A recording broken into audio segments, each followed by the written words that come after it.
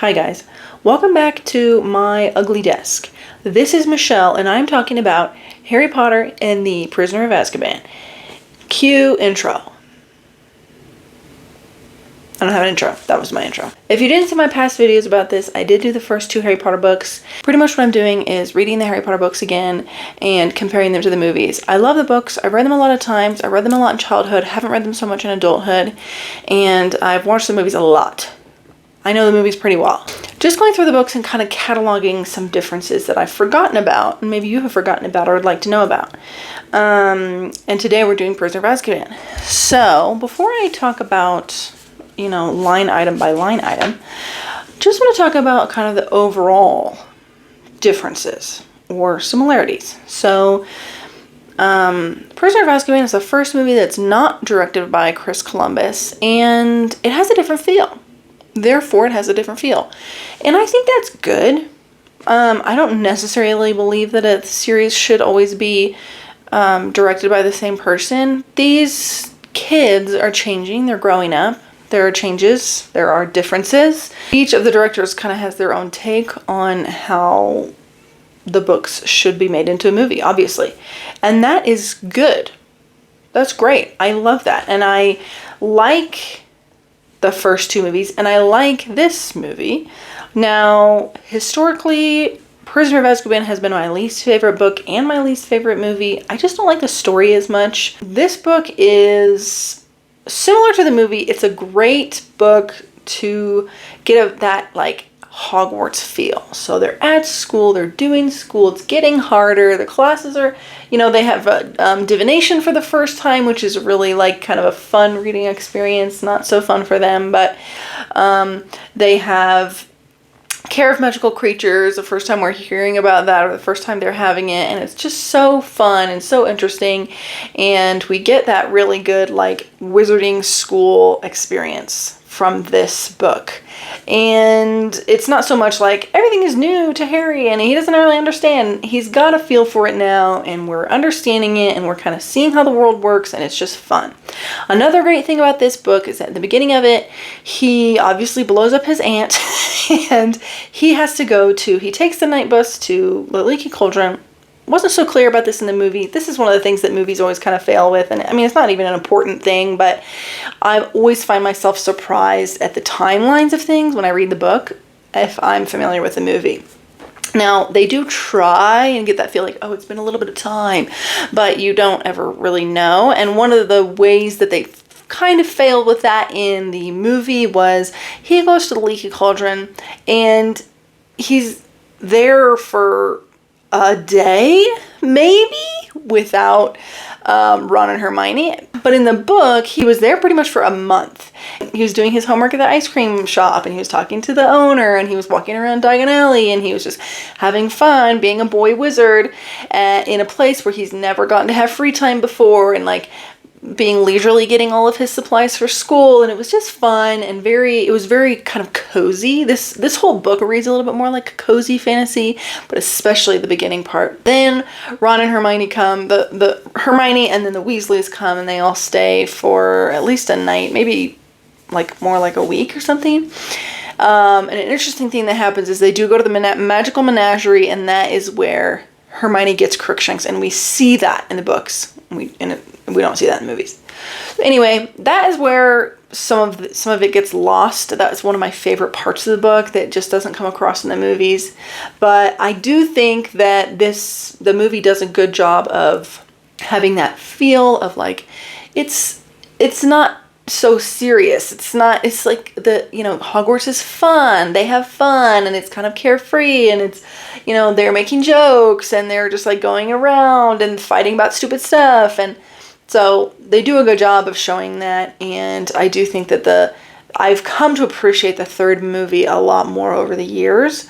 And so that's all I have to say about that. I do really love the third movie, and I think it's really fun and really great. And some of the things that they did or continued to do, I much prefer to the book. And I'll get into that later. Oh, quick note.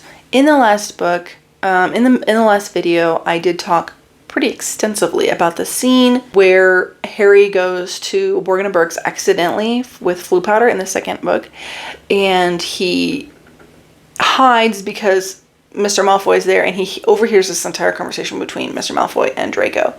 And it was like very interesting. And when I was making the video, I was thinking, wow, I have the weirdest memory because I feel like I remembered this scene. Well, it was literally like 2 days later that I found out that they have the extended versions of all the Harry Potter movies on Peacock, and I was watching them on there, and they did have that scene. So I was talking about the movie not having that scene. It does have that scene, just in the extended version. Unfortunately, Peacock also removed. I don't want to talk about it.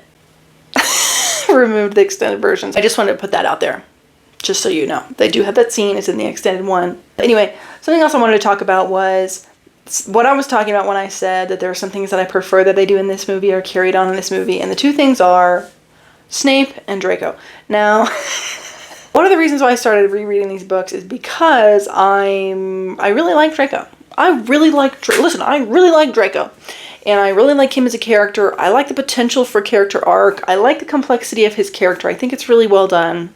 And also I feel a similar way about Snape. Alan Rickman does an amazing job of him. Now, it's hard to say how much of that is him and how much of that is directing and writing, but I like the Snape of the movies. Now, I'll say this. Snape is a bully. He's mean. He's not a nice guy. But it feels, when you see his whole arc together, it does feel like the punishment fits the crime. When you learn about what his school life was like and why he has this kind of vendetta against Harry in the movies, it feels like, oh, okay, I get it, and that kind of makes sense. And so he's much easier to like in the movies. He's much easier to understand, and he's just easier to swallow in the movies. The books, he sucks in the first two, but this one he really starts to be the worst. Absolutely the worst. I prefer Snape of the movies, of course. And then Draco of the movies. Now Draco, one of his big character traits is that he's like a coward. You feel the power of the Malfoy family a little bit more in the books. And Draco knows that, and he uses that to be the worst, pretty much. You know, in the books, it's like his cowardliness kind of downplays his, like, because you're like, well, it's all talk, pretty much. In the book, it's not really all talk. He really sucks. So, as much as it pains me to say that, of course, I like characters that are more easy to like, even the bad ones. Like, I like them to be complex. I like them to have an arc. I like them, whatever, all of that. That is not necessary for every character. That is totally fine that they're not like that. Anyway, oh, I want to watch these movies again so badly. Okay, so I will be talking about Ron as well in this book. But the first note is a good thing about Ron, which is just he called the Dursleys on the phone, and it's a very funny exchange, and I'm always sad that they didn't have that in the movies, because I love, you know, like seeing how wizards don't know stuff about the Muggle world and vice versa. I like that. It was very funny. He was yelling at Mr. Dursley on the phone, and yeah. So then later, Harry blows up his aunt, and then he goes to the Leaky Cauldron, and at the Leaky Cauldron, Harry has a really funny conversation with the Minister of Magic, which he kind of does in the movies too, but just having his inner dialogue makes it even better. How he's like, aren't I going to get in trouble? And the minister is like, oh, we don't get people in trouble for blowing up their aunts. And Harry's thinking, but this did not tally at all with Harry's past dealings with the Ministry of Magic. Last year I got an official warning just because a household smashed pudding in my uncle's house, said Harry, frowning. The Ministry of Magic said I'd be expelled from Hogwarts if there was any more magic there. So obviously the reason that he was doing that is because it's serious, but it was still quite funny. Then we do go, when Ron and Hermione come, we do go to the Magical Menagerie because, of course, Scabbers is looking ill. And, he needs to do something about it. So they go to the Magical Menagerie, and Crookshanks is there, and Crookshanks jumps on Ron, trying to get to Scabbers, and he's like, ah, and he's like, ugh, to Crookshanks.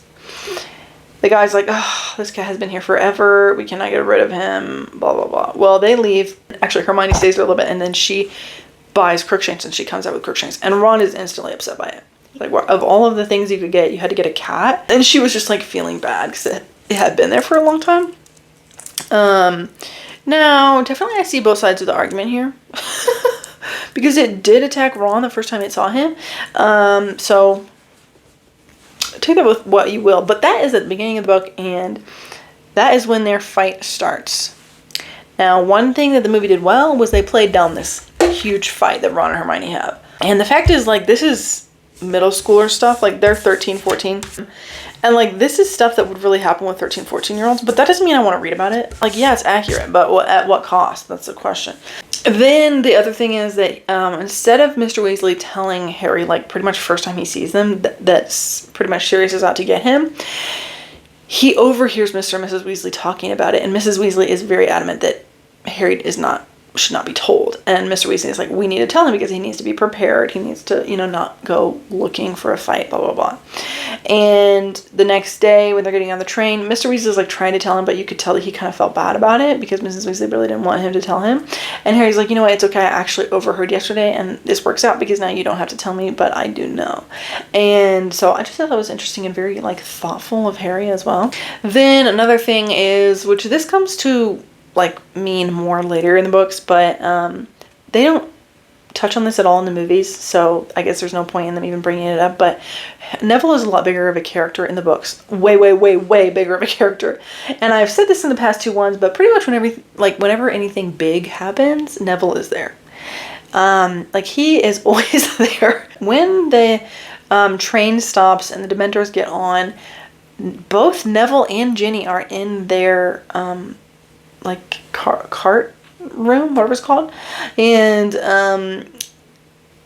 the Dementor does not single Harry out. He just, like, happens to faint, so it's all the more, like, embarrassing for him that he did faint because it was just like, it just, like, showed its face, and he's the interesting thing was also that Ginny, who was there, was also very affected by it. Both of the people who have been in Voldemort's mind, or Voldemort has been in their mind, as they say. Then they do show the horseless carriages. They don't show that in the movies until the fifth one when it, like, becomes a plot point. So as to say, they never show them being horseless. By the time you see them, they are being pulled by the Thestrals, which, of course, they were always being pulled by the Thestrals, but Harry didn't see them. Nobody knew they were being pulled by the Thestrals, or at least nobody in their group knew. And so they did show them. They knew about them. That's how they've been getting to school. That's how they get to school 3rd, 4th, and 5th year. It's not like they started at the 5th year. I always thought that was kind of funny in the movie. Then in their first divination class, in the movies, Ron is, like, trying to figure out Harry's, like, what's in his cup. And the interesting thing is that Ron's line, word for word, is actually Harry's line in the book. Just kind of another example of, like, when somebody says something, like, kind of dumb, they give it to Ron. Where he goes, right, you got a wonky sort of cross. That means you're going to have trials and suffering. Sorry about that. But there's a thing that could be the sun. Hang on, that means great happiness. So you're going to suffer, but be very happy. Which is funny. That was Harry saying that in the books. Then we have this whole interlude of Snape just being the worst. Malfoy gets hurt, of course. He gets hurt in Care of Magical Creatures from the Hippogriff. Then Snape makes Ron cut up all his stuff in potions, and then Snape gets Hermione in trouble for helping Neville, and then Neville gets in trouble for getting his potion wrong, and then it was like thing after thing. People kept losing points for stupid reason because he was just being, like, dumb.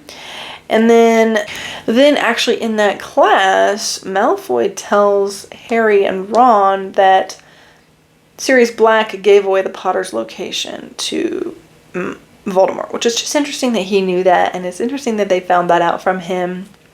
Just kind of a cool little something, but yeah, they found out that information from him. They weren't quite sure why or what had happened to make Sirius Black like kill those people, and he was also friends. They didn't know what the tie was because they knew that he was friends with Harry's parents and they knew that he killed those muggles, but they did not know the connection there. Then at a page 100 or so, 108, the fight thickens. Crookshanks goes after Scabbers again, and Ron will not give it up. He's just mad with Hermione. But amid this fight, something that happens that was very different in the movie and is a point of contention for me. This was very kind of furthering the agenda against Ron. I really dislike Ron in the movies. Now, it's nothing against Rupert Grint. He's a great actor, and I think he does a good job with what he's given, but the Ron in the movies, like, I find it hard to believe. Like, the dynamic doesn't make sense. And I used to have no problem with it, but then my husband, who's not a Harry Potter person at all, and didn't watch them growing up, started watching them with me, and he has all these questions like, why are they friends? Why didn't Harry and Hermione get together? And my answer is always, well, it's different in the books. It's different in the books. Okay, they just didn't do a good job of that. It's different in the books. But I truly was trying to think, like, okay, Ron is annoying. He's prideful. He's always getting in fights with one of them. He doesn't like bring much to the table in the friendship sense. Like, he doesn't seem like a good friend really in the movies. So I just want to read the books again and be like, I know that that's not the Ron of the books, but like, is he really is he anything like Ron in the movies? Well, yes, he is. But one of the things they do in the movies is, I already have talked about this in the first and second video, but it's so prevalent. They just kind of make him dumb. All the dumb lines go to Ron.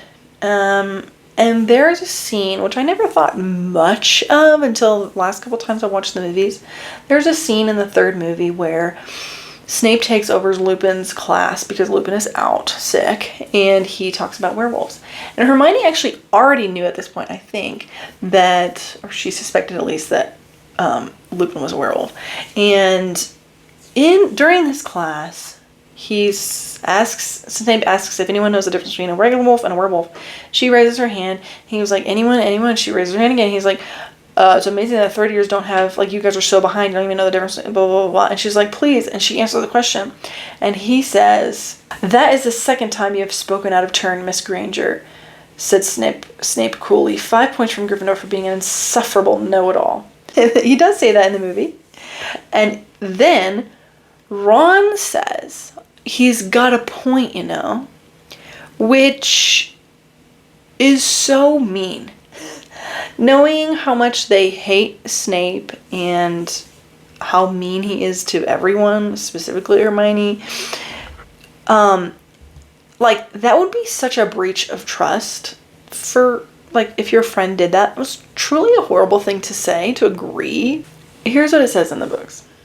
Hermione went very red, put down her hand, and stared at the floor with her eyes full of tears. It was a mark of how much the class loathed Snape, that they were all glaring at him, because every one of them had called Hermione a know-it-all at least once, and Ron, who told Hermione she was a know-it-all at least twice a week, said loudly, "You asked us a question and she knows the answer. Why ask if you don't want to be told?" Which was a very good friend thing to do. Like, that is absolutely the opposite of what he did in the movie. I mean, I don't know why they made him do that in the movie. It doesn't make sense, and it really it cheapens his character a lot. And then close to Christmas, they are in Hogsmeade. Harry's under the cloak. They're at the Three Broomsticks, I guess, and they overhear an interesting conversation with an interesting bunch of people, which is the Minister of Magic, Hagrid, McGonagall, and Madame Rosmerta. A very interesting group of people, which they do this in the movie as well. But we learn an interesting thing, which they didn't go so deep into in the movie, which is that Sirius Black was the Potter's secret keeper. Pretty much, the secret keeper would be concerning the Fidelius charm. Somebody would need to keep something hidden. They would they would do the Fidelius charm, which would hide it, and they would tell the Secret Keeper where it was. And the Secret Keeper would be the only one who would be able to tell it. Nobody is able to say it under anything. They can't say it. Even if they're cursed or anything, they cannot say it. And if the person tries to find that thing and they even look in the right spot, they will not find it. Unless the Secret Keeper tells them. So what they were saying was that Sirius Black and James Potter were so close that they chose Sirius Black as their Secret Keeper, but Sirius Black was actually two-timing, and he told Voldemort where they were, and that's how Voldemort was able to find them and kill them. So this is what Harry overhears, and it's shocking and crazy. Now, the Secret Keeper bit of it, they're not so about in the movie. The funny thing is that Madame Rosmerta says of all the people to go over to the dark side, Sirius Black was one of the last I would have suspected. Which I think is very weird and funny, because Sirius Black was never as, like, crazy as his family was, but the Blacks were, like, one of the most prominent pureblood, purist families in the wizarding world. So I don't know why she said that. Very weird. Very weird. Let's remember, guys, Bellatrix Lestrange is a Black. Narcissa Malfoy is a Black. I mean, then another interesting thing is for Christmas, Harry gets the Firebolt. This is before he knows anything. He gets the Firebolt so much before anything. Very interesting, because in the movie he doesn't get the Firebolt until the very end, and they know that it's from Sirius, and they're like, ah, because they like Sirius at that point. This is before any of that. He gets it for him. Very interesting. But Hermione says it needs to be checked for jinxes, and both of the boys, especially Ron, like, really hold that against her, because it takes a couple of months to check for jinxes. Then somewhere at 170 something, Scabbers fakes his own death because things are getting kind of serious, because Sirius already potentially got into the school once. Anyway, he fakes his own death, and Ron is convinced that it's Crookshanks, which, I mean, sure, it could have been Crookshanks, whatever. But he is very mean about it, and they ice her out. So much so that she is helping Hagrid with his trial for Buckbeak. And Hagrid takes the boys aside one day and says, guys, Hermione literally is coming to me, helping me, and she has all this on her plate.